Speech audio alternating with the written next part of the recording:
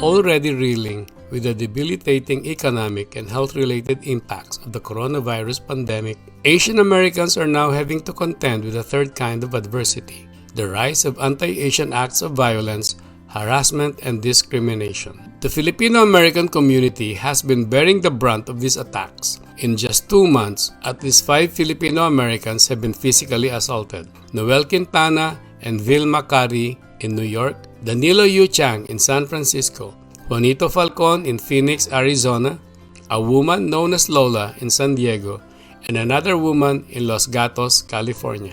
These attacks have only served to galvanize the resolve of Asian Americans to unite and rise in collective action to protect our communities. Rise Against Racism is Talk of the Town's April episode. Join us as we try to understand the roots of anti-Asian and specifically anti-Filipino discrimination and explore how the community can best respond to this lingering and worsening racism. Here are our hosts, Nair Martinez and Chris Godinez.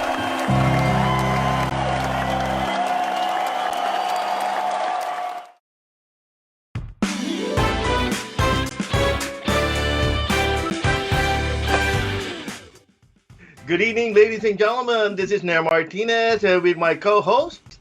Hi, Chris Godinez here. Welcome po. Kumusta po sa inyong lahat? Maayong gabi sa inyong tanan. We're coming to you live from our lifestyle and knowledge sharing channel, PinoyLive.net. This is Talk of the Town, and we're streaming live on Facebook. So go ahead and tell your friends to log on and join us for tonight's episode, Rise Against Racism.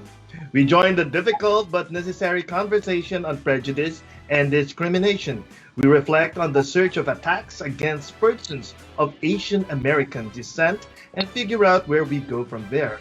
Our guests are Steve Raga, one of 3 Filipino Americans who are breaking into the New York City political scene. Steve is running for District 26 in Queens Council. This post the upcoming June primary elections. And we also have the newly appointed Consul General of the Philippine Consulate General in New York City, Elmer Cato, who will talk to us about the consulate's responses to the ongoing rash of violence against Asian Americans. Before we go further, here's my co-host, Chris Godinez. Chris, tell us what else we have in store for tonight. We have a lot, of course, Nair. We also put some historical context to current events. We have Professor Noel Pangilinan, who will trace back the roots of anti-Asian discrimination to as far back as the 1930s, I believe. We also have tools that will prepare us in case we are confronted by street harassment. So this is some tips on how we can help each other when confronted by street harassment. And we are privileged to have singer-songwriter Jisyl Delos Santos, who will be our musical performer tonight. So without further ado, let's proceed to the roundup of the headlines in the Philippines and in the Filipino community in the United States with Balitaan. Nair Martinez is pitching in for Philippine Daily Mirror editor Ricky Rillera. Take it away, Nair. This is Balitaan for Talk of the Town. Elmer G. Cato, a career diplomat, is the new Consul General in New York. He arrived on March 29 from Libya, where he served as Chargé d'Affaires and Head of Mission of the Philippine Embassy to Tripoli. Conjen Cato joined the Department of Foreign Affairs in 1998 and has been assigned to several posts, both at the head office and abroad. His first overseas assignment was at the Permanent Mission of the Philippines to the United Nations from 2003 to 2010, where he also served as a member of the Philippine Delegation to the UN Security Council from 2004 to 2005. In California, the San Jose City Council has unanimously approved dedicating and naming a new city park called Delano Manong's Park. The 1-acre park, located at the corner of Ginelli Way and Beach Nut Drive in San Jose, is slated to open in the summer. It's home to about 3,871 or 13.6% Filipino Americans who are in the same zip code as the park. According to the Parks Commission, the Phil-Am population in San Jose is 56,398. The park was named after more than 1,000 Filipino farm workers called Manongs, notably Larry Itiong, Philip Vera Cruz, and Pete Velasco, who led the historic 1965 Delano grape strike with Mexican labor leader Cesar Chavez that caught nationwide attention. After 5 years, the strike was settled with improved working conditions. Democrats Stephen Raga, representing District 26 in Queens, Deirdre Levy, District 35 in Brooklyn, and Marnie Halasa in Manhattan are now included in the ballot for the June 22 primary. All three have passed the first stage of the new rank voting to elect the 51 council members. If you live in the district represented by them, please continue to volunteer your time and resources. Contact their campaign headquarters. The long-delayed 170,000 Pfizer vaccine through the COVAX facility for an additional 2.3 million for delivery are expected to arrive May through August this year, according to the Philippine ambassador to the United States, Manuel Babe Romualdez. We are in the process of negotiating separately for an additional 40 million Pfizer doses for delivery up to the end of this year, he said. He added that the USAID Acting Administrator Dr. Gloria Steele announced that the agency would provide $3.5 million to further support the Philippines in delivering vaccines received from the COVAX facility. The Department of Health has confirmed COVID-19 cases nationwide soared to 936,133 April 18 after the DOH recorded additional cases of 10,098. The Philippines has the highest in the Southeast Asian region, which made some private hospitals at full or near capacity for such cases. According to report, the Department of Health is forcing private hospitals to expand their capacity by as much as 30% for coronavirus patients. Undersecretary Maria Rosario Verheer belied that claim, saying that there is no threatening part there, as that is a mandate according to the law which the DOH is enforcing and implementing.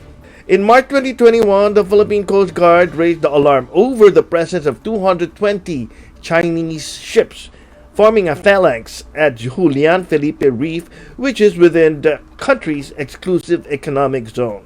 It was what prompted the coordinated military response from the Philippines and the United States.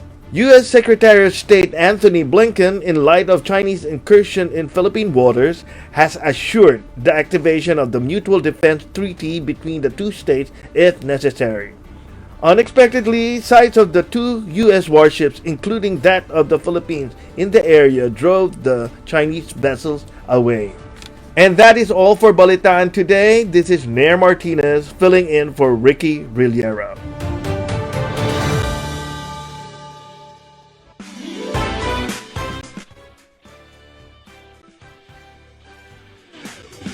Thank you, Nair. Thank you for the Balitaan, and to our viewers, please put down your comments and questions. Feel free to let us know what's on your mind as we move on with tonight's episode, Rise Against Racism. A recording of this episode will also be streamed on Facebook Live, and we're also on YouTube.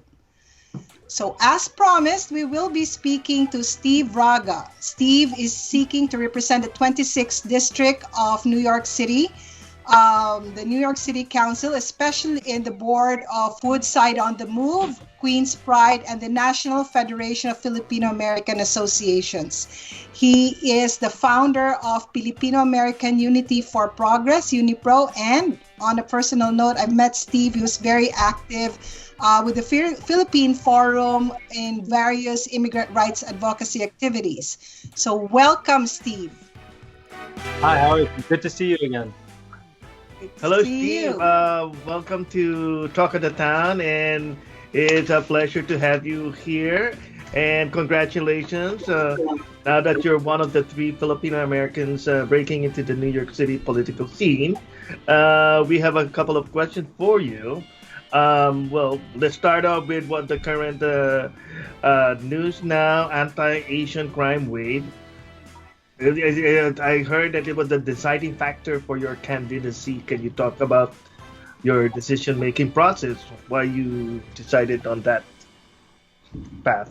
Yeah, sure. I mean, if I really like everybody else announced last year for the most part, announced or 2 years ago for the city council seat. But I worked in government every day locally here for at least for, and also for the state for 4 years every day, and it's tough hours. It's a grind every day. It's quite thankless most of the time. So it wasn't something I was, long term. This is what I want to do. But after we saw this rise in the violence against our community, and the two largest or the most front and center incidences of violence against the Asian community is our Filipinos. You can't put a blind eye to that. And when folks were pushing me to see if I can put my name in the hat, I had to eventually oblige and at least give representation. If not the city council, then at least as a candidate. And it's great to be part of the three Filipino Americans that are representing us in the borough of Queens, Brooklyn, and Manhattan currently. Yeah. Okay. Chris, would you have any questions? Yeah. Steve, I was just wondering. I mean, New York City is known for being diverse and inclusive. I mean, it's the greatest city in the world because immigrants are here. But I'm just curious why these attacks even occurred, in New York City. I know lots of things happen in New York City, but why is this going on in New York, a lot? Yeah, I mean that's the question, right? I mean, this is the Jackson Heights is the most diverse zip code in the country. It's an intergenerational mix of immigrant families, intergenerational households of different waves of coming into the country. So you would think New York might be the last city where something like this were to happen. But you can see that a lot of these sentiments have been stoked within the last year. Has been a dramatic increase in the rise and targeting of people that look like us.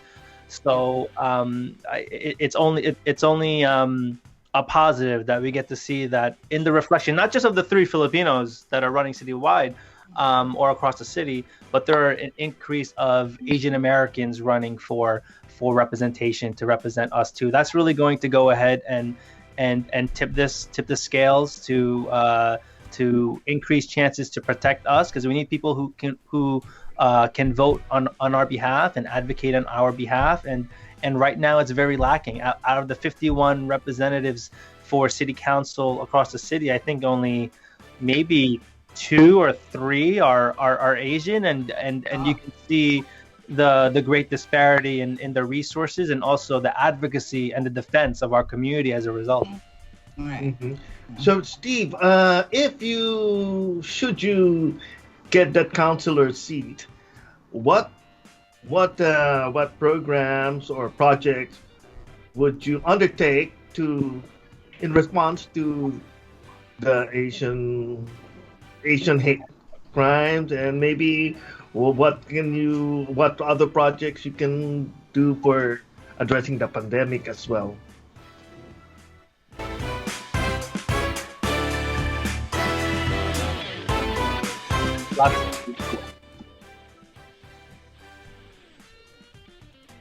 You're mute. Okay, can you hear me now? Yes. I was asked this question on a Clubhouse chat a few days ago. I see. And it's interesting. In my opinion, we should not be asking candidates what they're going to do 7 months from now to protect Asian Americans. We have elected officials now that should be doing this week. So that's like if the house is burning down and you're asking a firefighter what are they going to do in January. They're not doing. It's what can we do as soon as possible. So if for some reason that if we win and all three of our Filipino candidates are in, and January on day one, all three of us have to do something about this. I think there's already been a failure in New York City governance and its administration if they're kicking the can down the road to the new elected officials.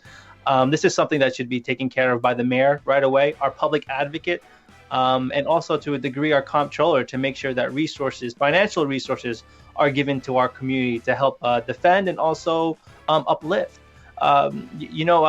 Nationally, I don't know the recent numbers, but I know that less than 1% of foundation funding goes to Asian American nonprofits, just Asian American, not specifically Filipinos. So, and then you can see that throughout, especially if there's no disaggregated data in New York City. So when they just say Asian Americans are getting, a senior center, oh, here's more funding for Asian American senior center.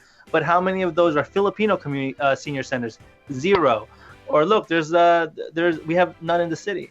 So, or we're going to give funding to, Asian American community centers. But how many are Filipino community centers in Queens or throughout the city? Usually, not a lot. So that's why we need to make sure that some of the violence that can be assured right now. We pressure the current elected officials to do something right now. And in January, when a new batch of council members come in and a new mayor, citywide representation is changed, we really want to make sure that resources are allocated to the Asian American community, to the Filipino community, and let them know that also we've been here for a while, and this is not the kind of disrespect our community deserves, especially when in the front lines. Filipinos are in the front lines during the last year, during COVID-19, for protecting New Yorkers' health, and this is the last thing that we should be, our community should be scared to do, going outside just to do their job. Okay, thank you very much, Steve. Well, good luck on your bid for the council seat. Thank you for talking to us tonight. Thank you. So coming up, ladies and gentlemen, is immigration attorney Chris Godinez with ITIS. Immigration troubles, immigration solutions. This time, our topic is the impact on marijuana legalization on immigration processes. This is ITIS with Chris Godinez. This is Immigration Troubles, Immigration Solutions, ITIS It Is, with attorney Chris Godinez.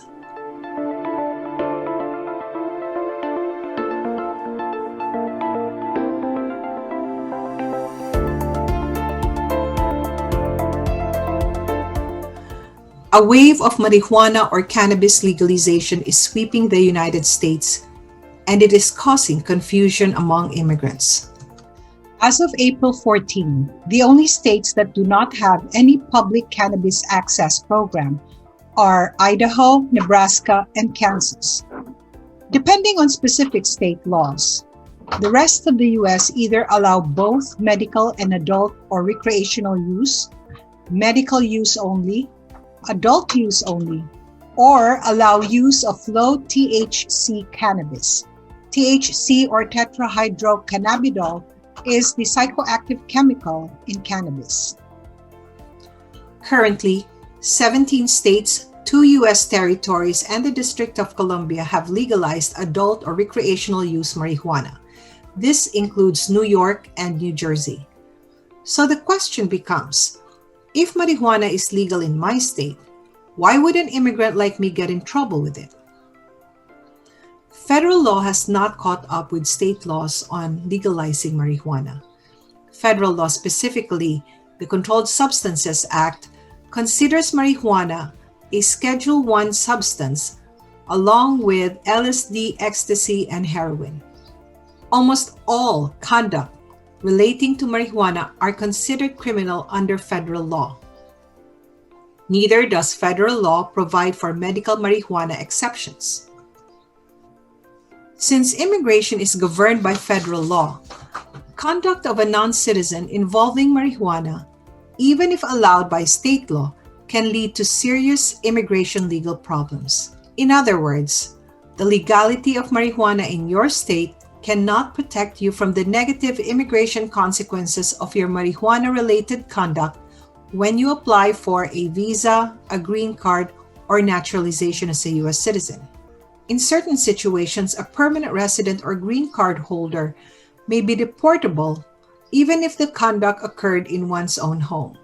Some USCIS officers even interpret working in a state-licensed marijuana business as drug trafficking, even if you did not have any contact with marijuana in the course of your employment. So what can non-citizens do while federal immigration law has not caught up with state laws legalizing marijuana? Here are some useful tips. First, stay away from marijuana until you become a U.S. citizen. Second, avoid discussing any conduct involving marijuana with an immigration, border, visa, or law enforcement officer. Third, get a legal consult first before travel or applying for immigration benefits or naturalization if you have worked in the marijuana business or you have previously used marijuana. And these are some immigration solutions to immigration troubles involving marijuana. This is Attorney Chris Godinez with ITIS Immigration Troubles, Immigration Solutions, Isang Tanong, Isang Sagot. Join us next time in Talk of the Town.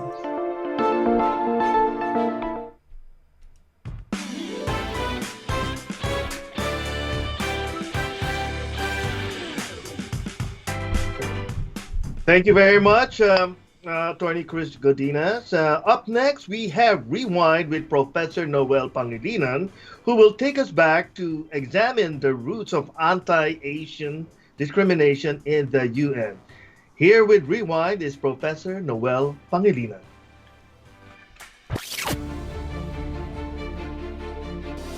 Magandang gabi po. Ito po si Noel Pangilinan for this week's edition of Rewind, a review of Filipino-American history. Why are Filipino-Americans being targeted by racially motivated physical attacks from California to New York in the past months? Of course, references to COVID-19 as the China virus or Kung flu or Asian virus by some moronic politicians contributed to the spike in attacks against Asian Americans and yes, Filipino Americans.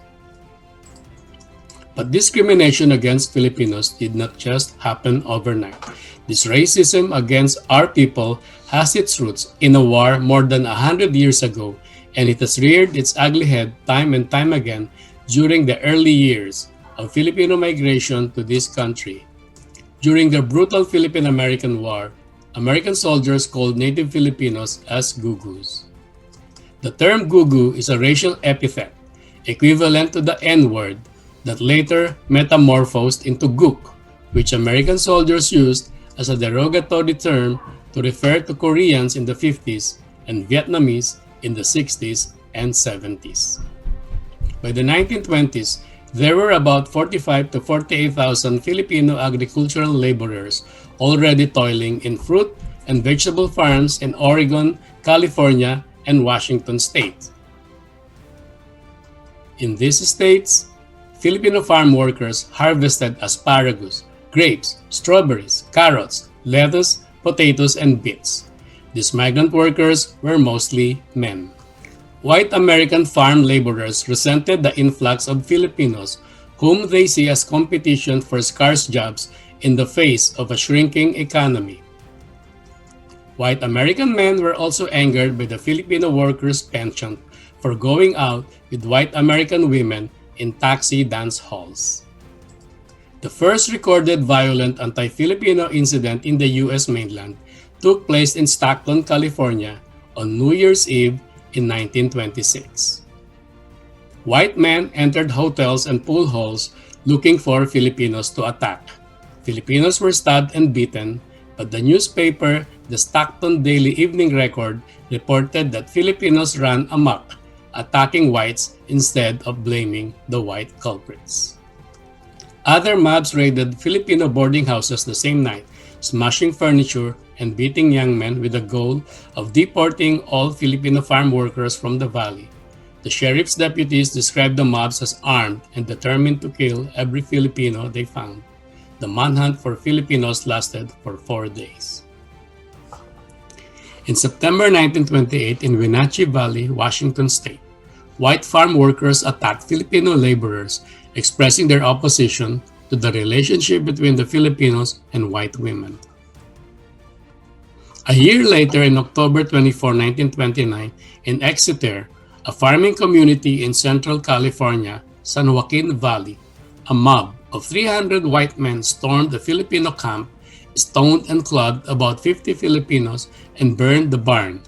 About 500 Filipinos were driven out of the district. The most explosive anti-Filipino riot occurred in Watsonville, another California town near the coast. On January 11, 1930, a small Filipino club leased a dance hall from two Americans in Palm Beach.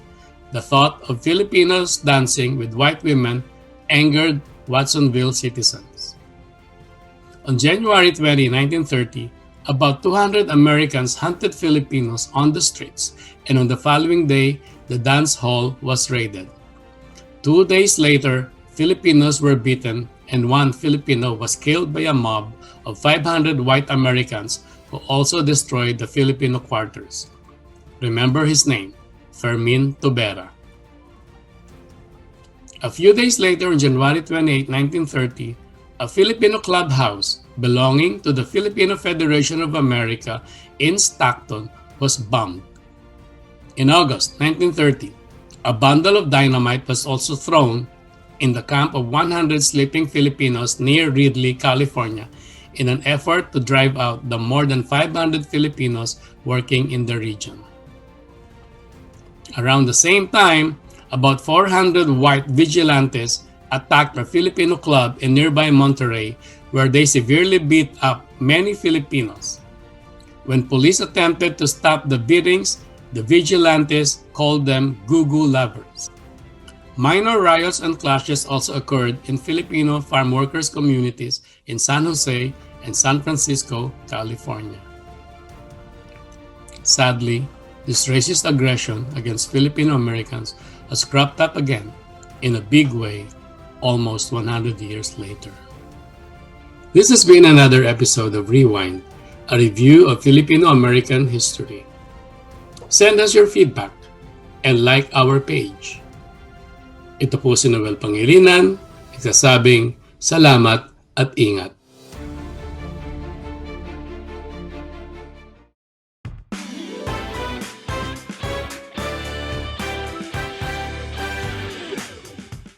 Okay, thank you very much, Professor Noel Pangilinan, for that insightful piece on Rewind.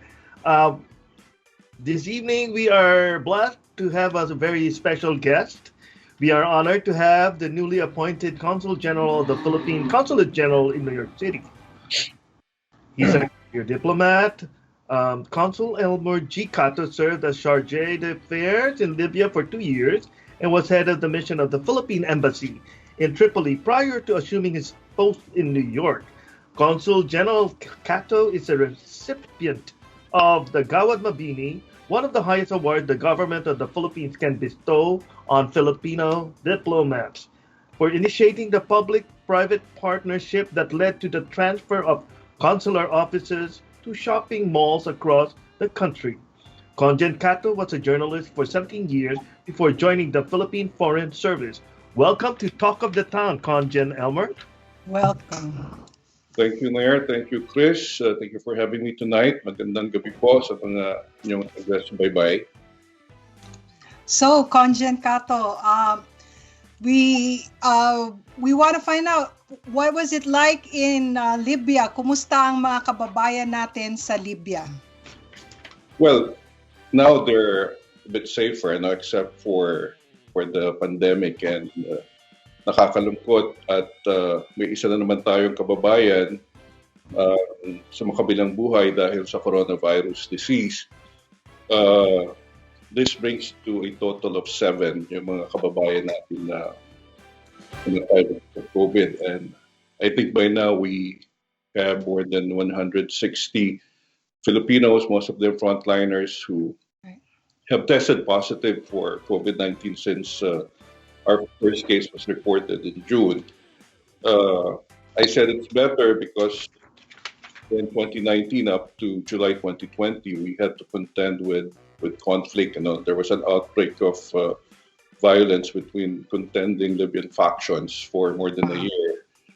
And then sumabay pa yung pandemic. But we're thankful that there's a ceasefire and that a new government, a unity government, is now in place. So we're hoping that the situation in Libya would continue to stabilize in the next few months. Oh, okay. So, it's like one crisis to another. When you arrived a couple of weeks ago, this anti-Asian surge of violence is occurring, and the latest occurred right about the time you arrived, the incident involving Vilma Kari. So what's that like for you on day one on the job? Yeah, I was really taken by surprise. I was not really expecting something like that to happen a day before my arrival. So we really had to make our presence felt. We issued a statement expressing our condemnation of the incident. You could see in Vilma Kari, our parents, our mothers. She's a 65-year-old Filipino on her way to church who was violently assaulted by a former convict, and this is really unacceptable. Hindi katanggap-tanggap po ito.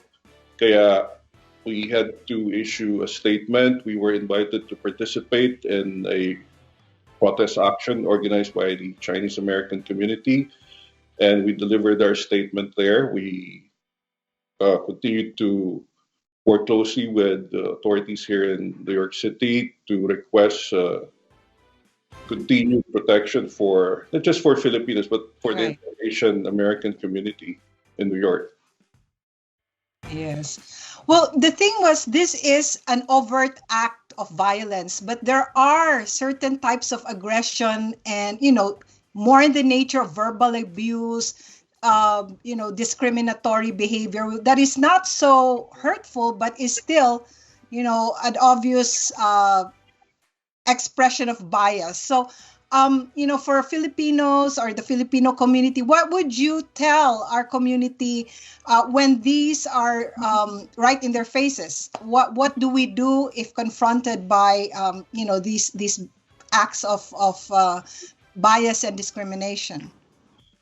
Chris, before I answered that, this afternoon we were informed that another kababayan was subjected to another hate incident, and it took place around 2 o'clock this afternoon in Penn Station. Wow. We have a 31-year-old Filipina from Elmhurst who was buying a sandwich at this Mediterranean food cart when I think she was approached by someone who was trying to punch her in the face, but she was able to dodge. But the good thing about this, there was bystander intervention. The person in the cart warned the would-be assailant not to touch our kababayan, and then there were 3 or 4 other individuals who formed a protective ring around our kababayan and shoot away the assailant. So this is very good news. People are no longer indifferent compared to what happened to Vilma Kari a few weeks ago. So I think this is a very good development, and this is exactly what we've been trying to urge our kababayan here in New York City to do. We should report incidents of race-based violence that have been directed against not just kababayan but anyone. There's no room for such hate-based violence in New York or in any other place. So what we did in the aftermath of the incident involving Vilma Kari was to activate our hotline.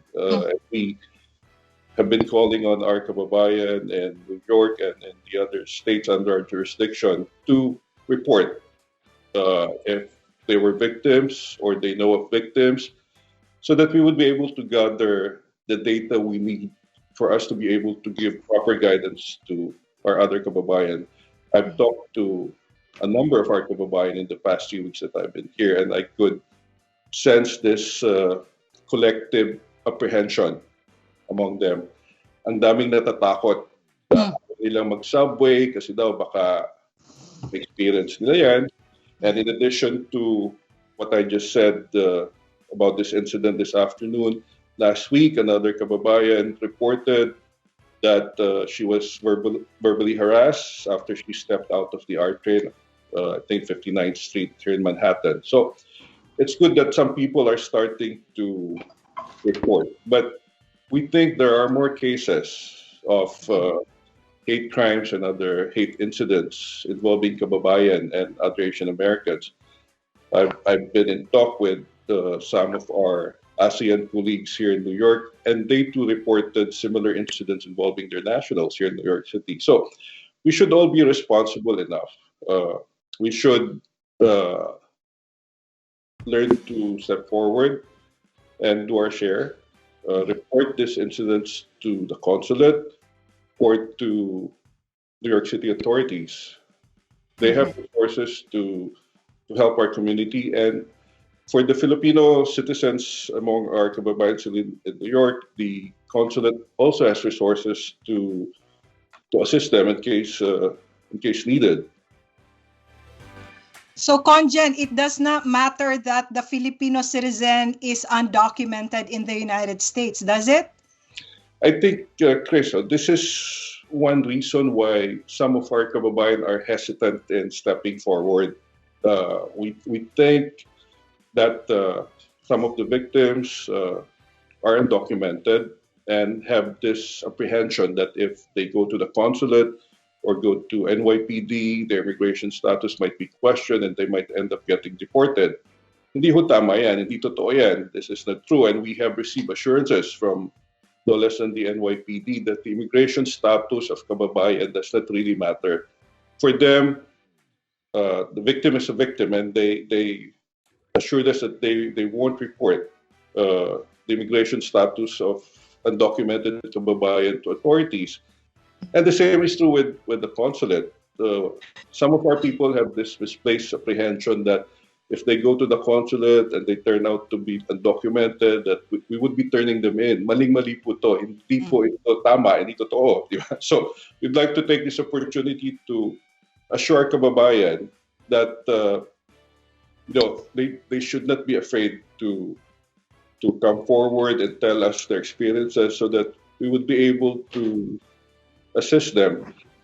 When we gather the information, what we would want to do is to be able to tell them if, based on the data that we gathered, these incidents take place in subways and a particular train line. So we could tell them to avoid this particular train, or if you can't, you have to do this or that.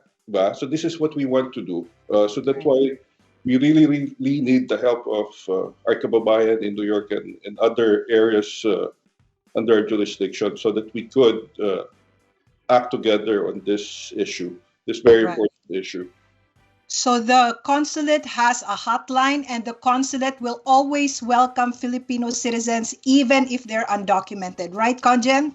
Actually, mas gusto namin yung undocumented because these are the more vulnerable sector of the Filipino community.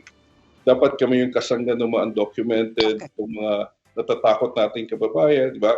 Dapat huwag silang matakot, di ba?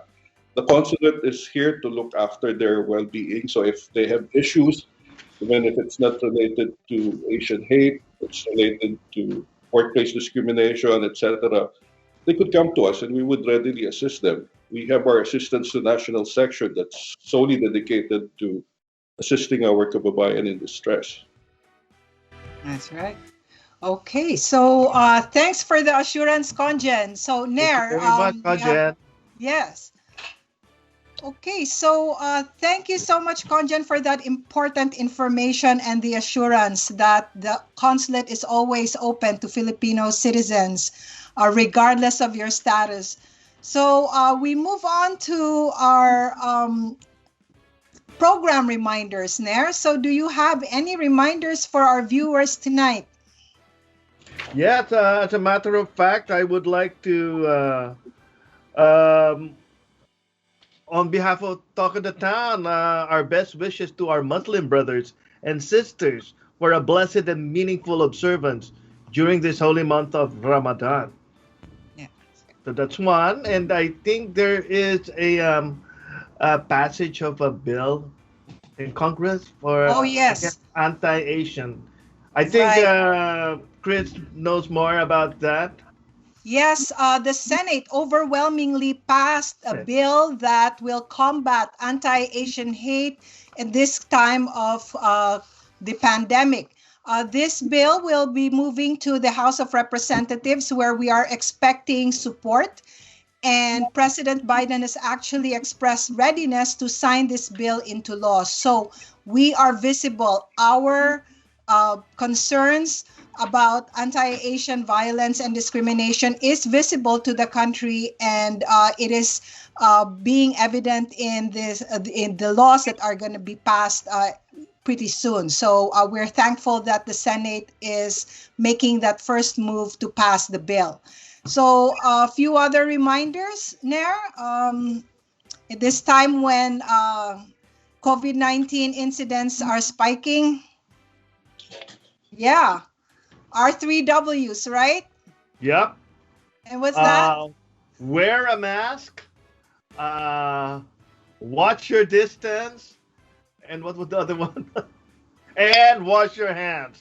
Yeah. Yes. So yeah, it's very, very simple. The 3 Ws. We are after safety. Right.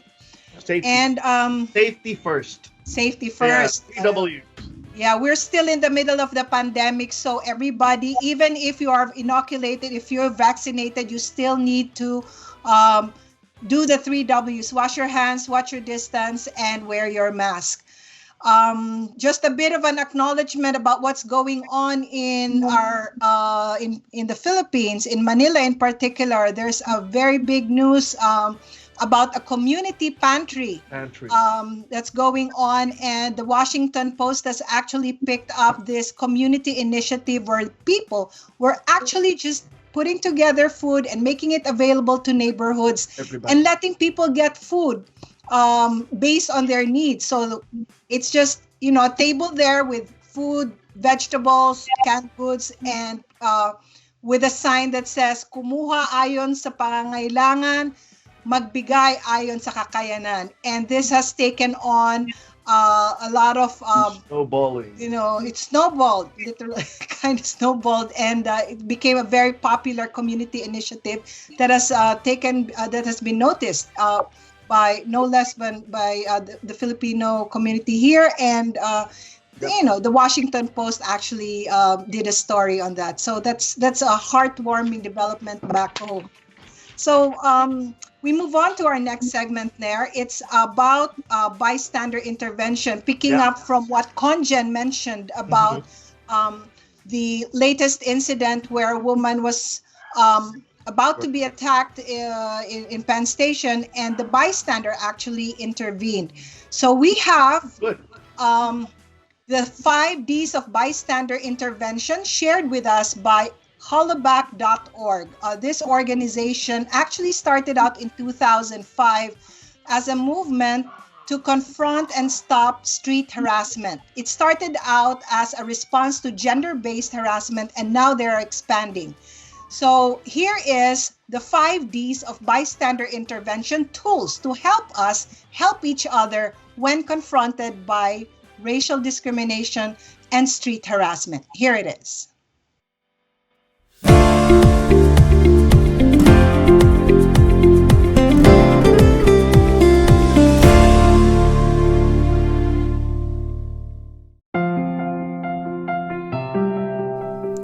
One, distraction. The idea is to ignore the harasser and engage directly with the person who is being targeted. Don't talk about or refer to the harassment. Instead, talk about something completely unrelated. Try the following. Pretend to be lost. Ask for the time. Pretend you know the person being harassed. Talk to them about something random and take attention off the harasser. Get in the way. Continue what you were doing but get between the harasser and the target. Accidentally on purpose spill your coffee, the change in your wallet, or make a commotion. 2. Delegation. Delegation is when you ask for assistance, for a resource, or for help from a third party. For example, find the store supervisor, bus driver, or a transit employee and ask them to intervene. If you're near a school, contact a teacher or someone at the front desk. On a college campus, contact campus security or someone at the front desk of a university building. Speak to someone near you who notices what's happening and might be in a better position to intervene. Work together. Call 311 or 911 if it is safe to request help.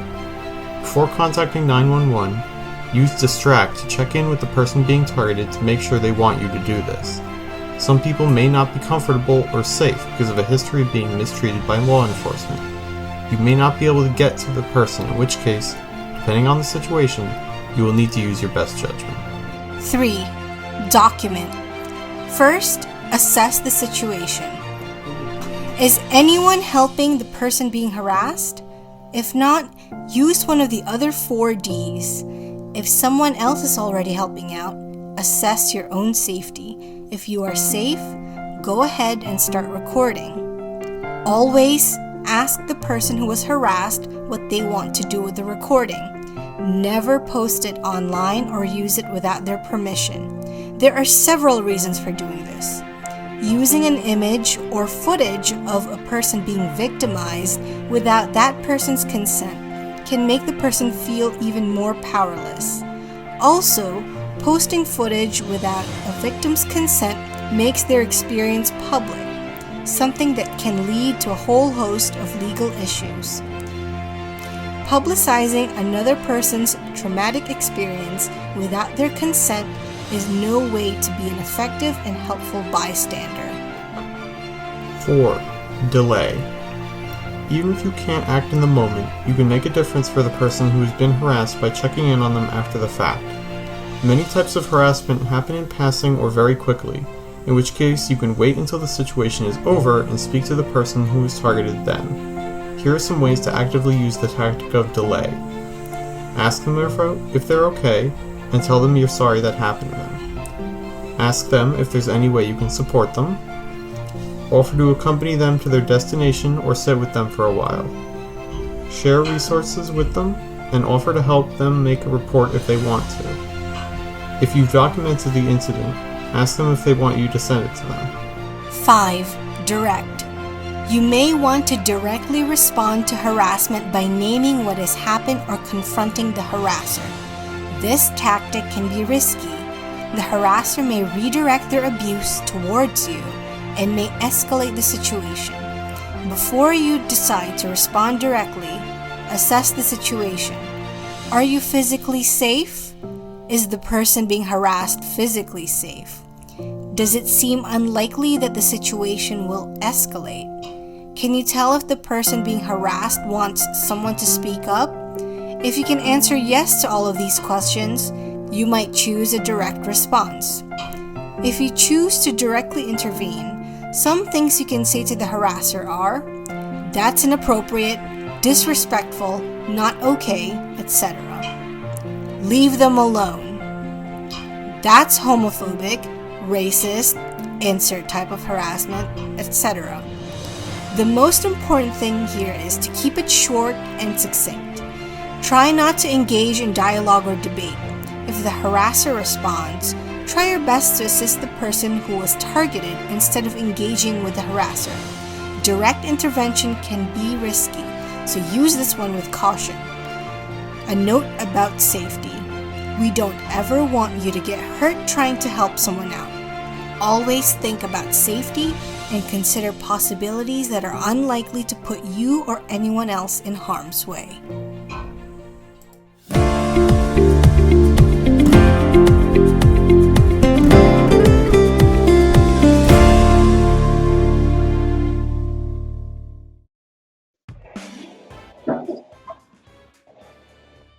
Thank you very much. That was very useful. That information certainly will help. We encourage our viewers to visit Hollaback's website, ihollaback.org, or download their free app to document harassment. Hollaback also conducts trainings on bystander intervention, how to respond to harassment, and conflict de-escalation. Consider signing up for their training to stop anti-Asian harassment and xenophobia. Stay with us for a musical performance by Gisele De Los Santos. But first, let us find out what's going on and what's coming up in the Filipino-American community with Kababayan Media Editor Lambert Parol.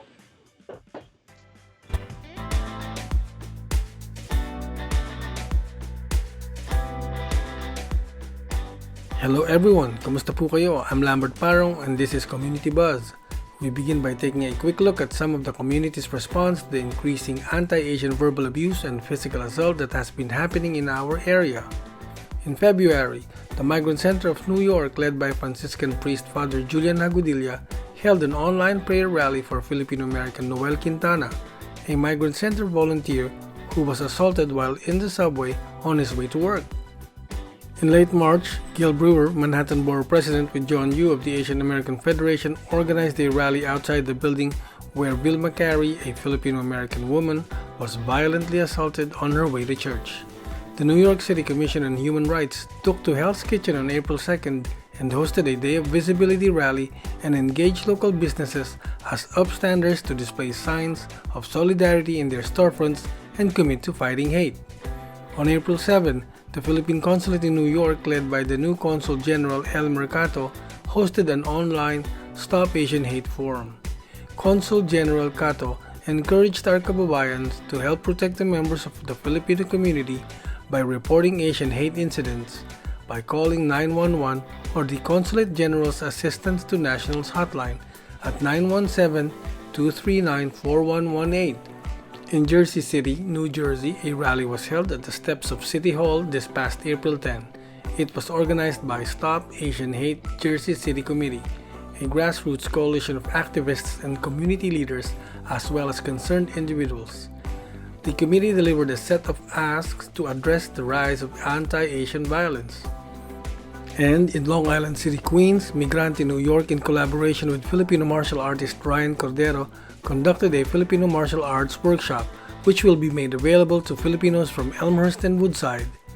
The pilot workshop was held last Sunday, April 18, and according to Gary Labao of Migrante New York, more workshops will be held in the following weeks, free for Filipino workers and seniors. The workshop aims to teach self-defense, de-escalation techniques, and bystander intervention training as well. Visit Migrante New York Facebook page for inquiries. And now, for a few upcoming community events that you should know about. Positively Filipino is hosting a climate change webinar to learn how climate change affects us and understand what we as Filipinos, Filipino Americans, and global citizens can do to protect the earth. Visit the Positively Filipino Facebook page to access the link and register to join the webinar scheduled for tomorrow, April 23rd, Friday at 6 p.m. Pacific Time. The Philippine Consulate General in New York, as part of its efforts to improve the delivery of consular services, will be holding the Serbisyo Sabado sa Konsulado on Saturday, April 24 from 9 a.m. to 4 p.m. for senior citizens, persons with disabilities, pregnant women, infants and children, overseas Filipino workers, and emergency cases. Consular services will be offered on an appointment basis.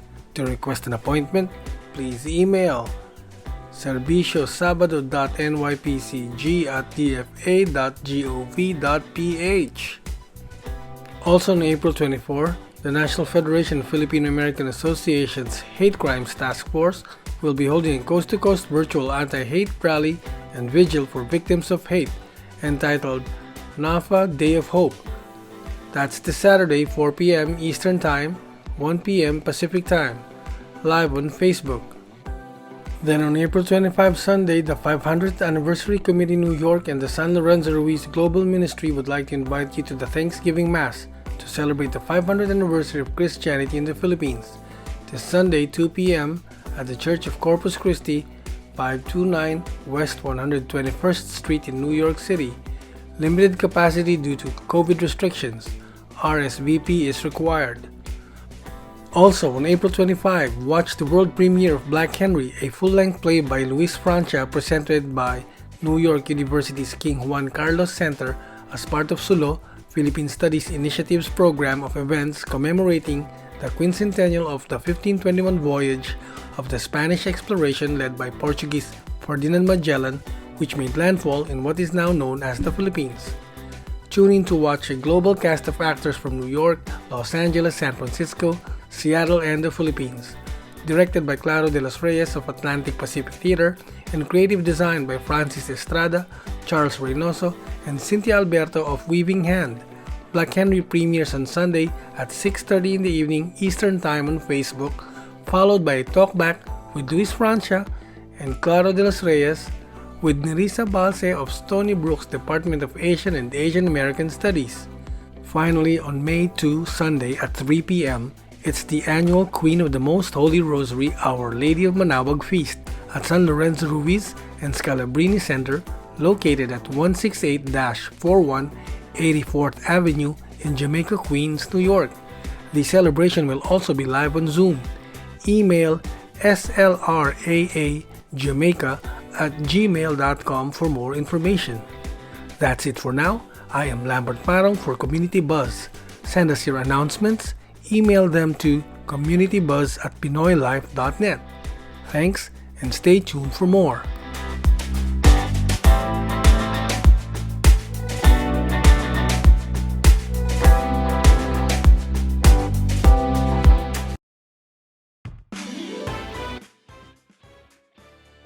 Thank you very much, Kababayan Media editor Lambert Parong, for your Community Buzz segment. And ladies and gentlemen, it's time to introduce our special guest. Our next guest is Jisyl Delos Santos. She is a passionate singer, songwriter, producer based in Queens, New York. She has been a front act for various Filipino artists performing in New York, such as Anthony Costello, South Border, December Avenue, Juan Carlos sa Ilalim ng Buwan, and Jisyl also performed for an international American band, Earth, Wind, and Fire. She was also a 2013 IBEX Global Idol Philippines winner. She released her first single, Can't You Stay in Love, in February of 2020. And this was followed by two more singles, Sa Pangarap na Lamang and Hiling Kay Bathala. She is currently the Community Service Vice President for the JTI Philippine New York chapter. Please welcome Jisyl Delos Santos. Hey, Jisyl, how are you? Hi. Hello, everyone. How are you, Jisyl? It seems your passion is into performing, but I believe you work at a physical therapy office. Is that right? That is right. I'm a medical staff, assistant, receptionist, administration. Mm-hmm. So could you tell us more about your experience with performing with the Earth, Wind, and Fire? Did you have fun? It was really fun. I had a blast. I didn't know that they're really that huge international band at the beginning. And when they said that they sang September and other famous songs, I was so pleased and I was so excited and I was so happy to sing with them at La Boom. So did you do the line dance for September? You know, that's a very popular line dance. I think you were there too. Yeah, I did. I did. It was such an enjoyable concert and we were all dancing the whole night. But anyway, ladies and gentlemen, Jisyl, we're going to feature your song. It's the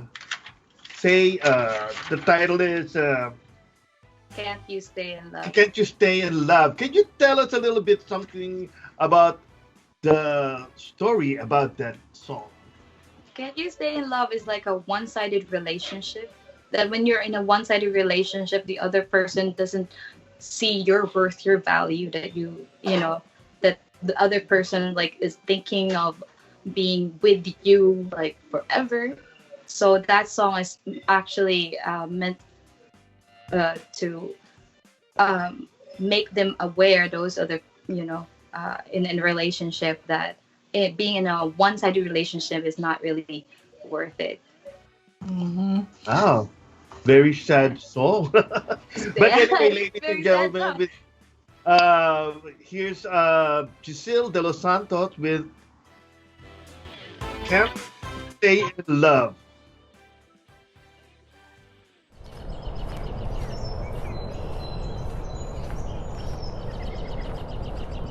I have to go. When are you coming back? I don't know.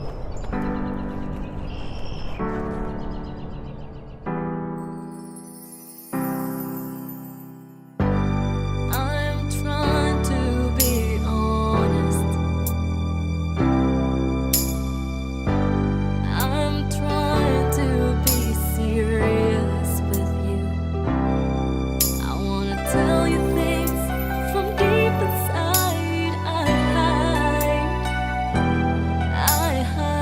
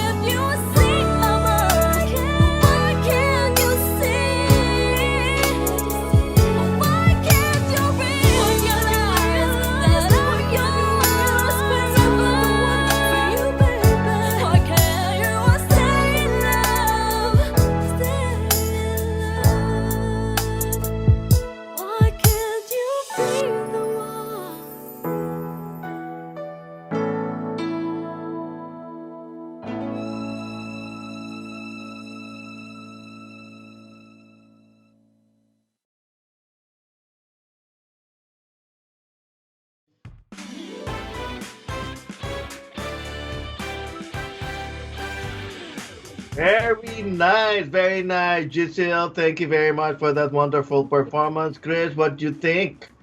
We have a star in the making here. You're mute. Yeah, I think we can't hear Chris because she's on mute. Oh, sorry, guys. It was a lovely song, Jisyl. Thank you for sharing that with us. It was kind of interesting to see, and I'd like to find out what was it that made you write that song. It's something Personal experience. No. Yeah, personal experience, and also my legacy is before I die, I wanted my kids and my family to have something that they will remember. Because when you die, after a couple of years, they will forget you. At least there's a song as a singer, songwriter, composer. I'm part of ASCAP here in the U.S. It's an association of, American Association for Authors. So more songs are coming up, right?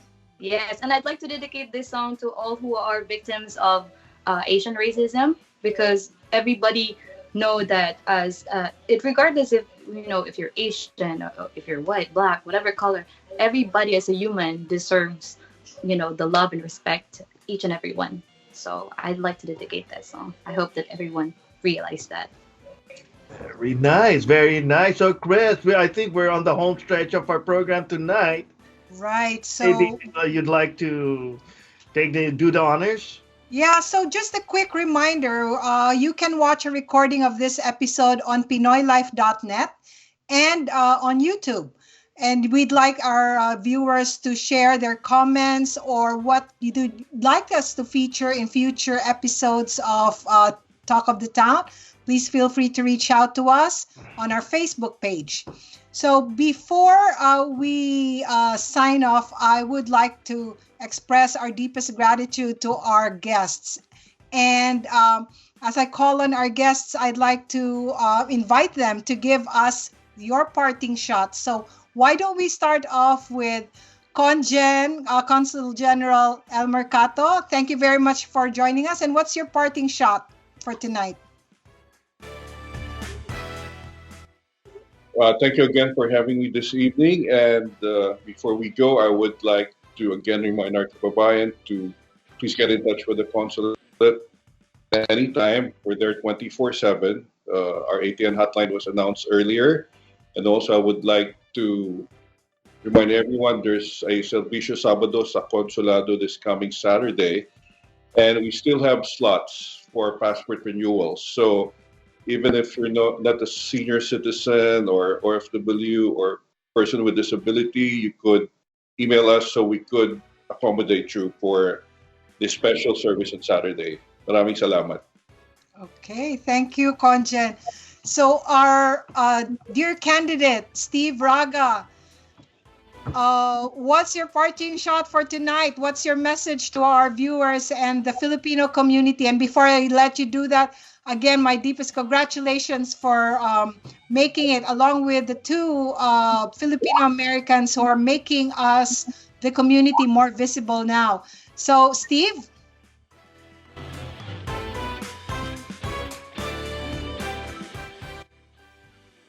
I think Steve's on mute. Steve, can you unmute?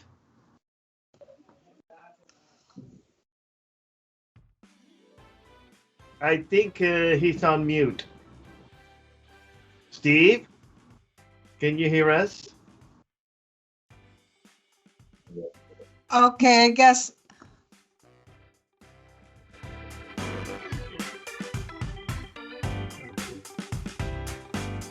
We'll probably have Steve type it up on our Facebook page. Yeah, we'll get back to him later, maybe. And of course, maybe Giselle. Giselle, your parting shot for tonight? Yes, hi. If you wanted to watch out, I have a karaoke night at Amazing Grace. I'd like to invite everyone who's near Queens, or even if you're, as long as you're within New York or New Jersey, if you wanted to join and sing karaoke, we have every Saturday with Marcus Uche at Amazing Grace, second floor. That's it. Okay, Amazing Grace, folks. If you want to sing along with Jisyl De Los Santos. Sing So, along with Nair. Yeah, and we'd like to thank ihollaback.org for sharing the 5 Ds of bystander intervention to help us deal with street harassment. Thank you, viewers and listeners, who continue to provide us with your support and your feedback, and for actively promoting our show to friends and family. For Richard Rillera in Balitaan, Professor Noel Pangilinan for Rewind, Attorney Chris Godinez for the segment on U.S. immigration law, Lambert Parong for Community Buzz, and Ralph Sampson and Jay Acuna in our broadcast studio. This is Nair Martinez wishing you a great evening, and until then, come on and talk to us at Talk of the Town. Good night. Good night, everybody. See you next time. Okay.